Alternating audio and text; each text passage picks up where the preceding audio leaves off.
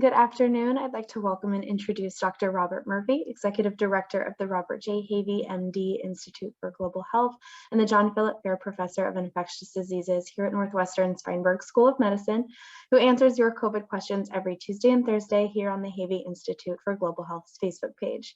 And once again, Dr. Murphy will be answering viewer-submitted questions and addressing the latest COVID headlines through today, the 1st of February. And we invite you to continue to submit your questions to us via Facebook at NU Institute for Global Health or via email at globalhealthinstitute@northwestern.edu. And leading the discussion again today is Sophie Biskowski, who is a student research assistant with the Institute. So Sophie, I now turn it over to you. Thank you, Kristen. Hi, Dr. Murphy. Morning. Now for some updated COVID statistics. We are seeing a 42% decrease in the 7-day average of cases, which is really wonderful in the United States, although the average is still incredibly high with 456,000 positive cases per day. A 42% decrease is wonderful news. In the US, yesterday we saw 660,000 new cases, with our booster shots at about 26% in the United States. Hospitalizations have decreased by 11%, but unfortunately, we are seeing a massive increase in deaths. We are seeing an increase of 30%. In Illinois, there were 23,900 cases yesterday. The death rate has also increased in Illinois by 3%. And as we saw in the rest of the United States, hospitalizations have decreased as well. What can you tell us a little bit about this death rate that is going up? I know you touched on this last week, but this is a massive increase for a 30% increase in deaths. Yeah, it is. We can treat patients much better now that do get very ill. Mostly these are unvaccinated people, or they're immunocompromised patients with organ transplants, or they've got underlying risk factors such as diabetes, obesity, heart disease. They get in the hospital now. We have all these very potent anti-inflammatory drugs, plus the addition of steroids, plus the antivirals that we have and everything. And we keep them alive for a long time with ECMO, or ventilation. And so it takes, they survive for many weeks or even months. So the infection rate comes down, the hospitalization rate comes down, but those that are in the hospital, they're still there. They're still there being treated, and hopefully they're going to get out. They'll survive, but obviously many of them don't survive. And that mortality rate ranges, it's all over the place, depending on the skill and experience in the hospital. So the death rate is the last one to come down. So first, it's going to be infection rate, hospitalization rate, and then death rate. And the death rate is the last one. When we see that death rate start going down, it really, this wave is essentially will be almost over. Well, hopefully that's very soon. Yeah, well, it'll happen. It's just it's just the timing of the disease. Right, absolutely. Now for some COVID headlines. In the United States, we are seeing a severe difference in how COVID is being treated in the southern part of the United States versus the northern part of the United States. What can you tell us about this wide discrepancy of mask usage and of cases and test taking? Well, we know what works to prevent COVID and to prevent severe disease and to prevent hospitalization, prevent ICU admission, and prevent death. And it starts with vaccination, which includes a booster. That's great. But it also includes other mitigations, like wearing a mask in crowded public places, especially indoors, and especially with mixed groups of people, some vaccinated, some not vaccinated. So many countries around the world, mandate these things nationwide. That's not how it works in the United States, because the states have the primary responsibility for the health of the citizens of that state. Now, there's no inhibition of where people move. So, you could be in a state where they have voluntary rules, or they have mandates against mandates, which is really something. But that's why there's this big difference. And that's why the United States of all the large high-income countries, has the worst statistics in terms of number of cases, cases per million, and deaths per million. I mean, we are the outlier, but it's because of this disjointed response. In some of the larger European countries, in Australia and New Zealand, other high-income areas, Japan, you don't see anything like this. It's just across the board, the same thing, masks here, mitigation, social distancing, whatever, all this stuff is mandated. And when the peaks go high, they even mandate masks outside. They mandate, in France, you can't even get a cup of coffee now at a cafe outside if you don't have your vaccine card. So, you know, every country's handling it differently. Our country is very loose about those mitigations. We know they work. That's kind of the sad thing. And, you know, it's individual right to put yourself at risk, but you're also putting other people at risk. So, but that's just the way it goes in this country, and we have to live with it. So we have to do the best we can. Some states are doing very well, and some are not. No, absolutely. You know, and I think this ties really well into our second headline, you know, about Spotify response to complaints about COVID misinformation. You know, with all the misinformation going around, a lot of people aren't convinced very easily. So what can you tell us about what Spotify is doing about this COVID misinformation? Well, it's Spotify and the other social platforms too, which were reined in and actually changed their policy. Just having this libertarian approach to let them say what they want. It's free speech. It's free speech, but it's stuff like this that's happening on Spotify. You know, it's like saying there's no speed limit on the highway. You can just go 120 miles an hour, no matter how many people you crash into or what the crash rate is or whatever. That, yeah, it's my free speech to go in a theater and yell fire and have people stampede to the door and trample people to death.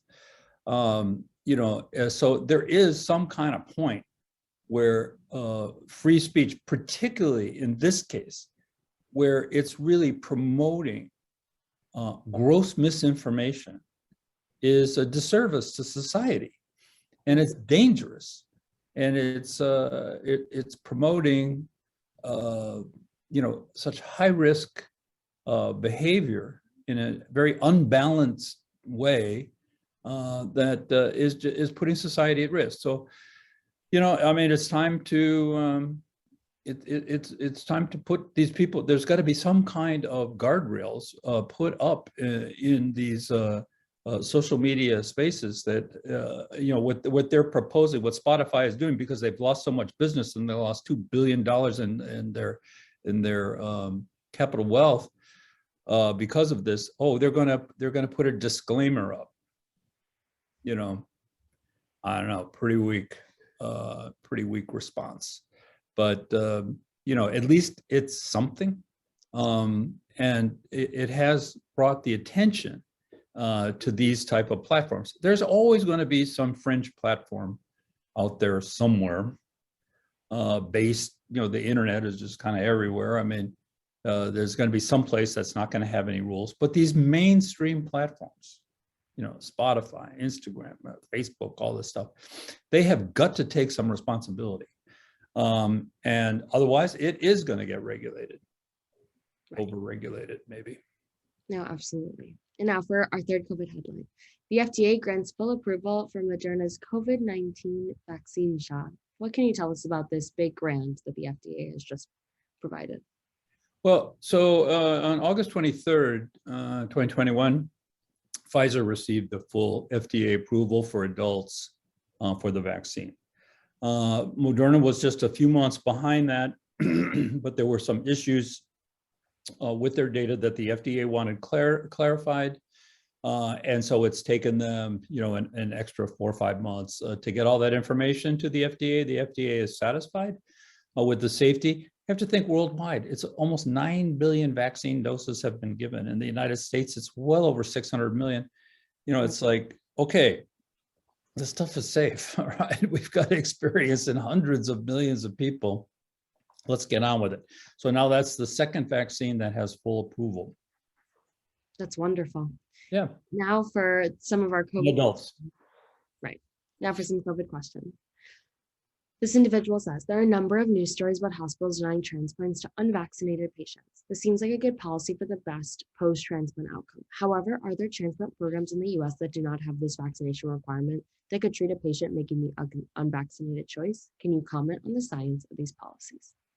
Yeah, for the transplant patients, they have to take very powerful anti-inflammatory drugs to keep that organ coming from another person in their body functioning. They are at extremely high risk for severe complications of COVID. So much so that a fourth dose is already authorized for these people. They have a difficult time mounting a response to the vaccine because of all the drugs that they're on. And if they do get infected, they have a very high risk for severe disease and death.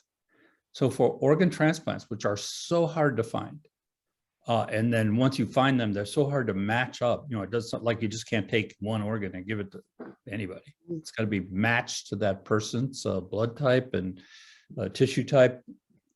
And it's too risky. There's not enough of these organs really to go around to give it to somebody who's very likely to get COVID and die in a brief period of time when it can be life-saving for somebody. So it's really just it's a matter of the limitation and how many organs there are and what the risk is for an unvaccinated person. It's going to be bad enough, just the organ transplantation himself with all the medicines they're on. It's going to be hard enough, but hopefully some of their immune system, if they're vaccinated, will be strong enough to help them survive a case of COVID. Right, absolutely. And now for our second COVID question. Did the original strain of COVID disappear as well as all the other variants up to the Omicron variant, or are they still around? Well, really, it evolved. The virus has evolved. It's not like a new one just came in. It's just the one that was there just picked up 53 mutations in the case of Omicron, and just changed the way it behaves, changed the severity of disease, changed the transmission of disease.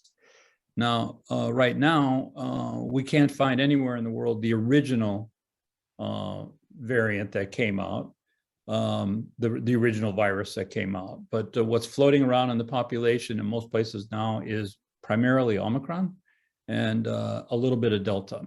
So it may end up being a little bit back and forth between Delta and Omicron at some point as the Omicron cases go down. Wonderful. And now for our third question. Can all the vaccinations cause an increase in blood pressure? This individual had their shingles vaccine, they had COVID, and they had flu all within the last 12 months. And they usually have healthy blood pressure until recently, where it hit 160 over 100 or even higher. They're not overweight and they're physically active and they're 63 years old. Well, hypertension from vaccination is really not a known side effect or known event that happens after people get vaccinated. I think it's much more likely that this person has just developed hypertension at age 63. That's not unusual. Not everybody with hypertension is overweight or has other problems necessarily. It can be just there.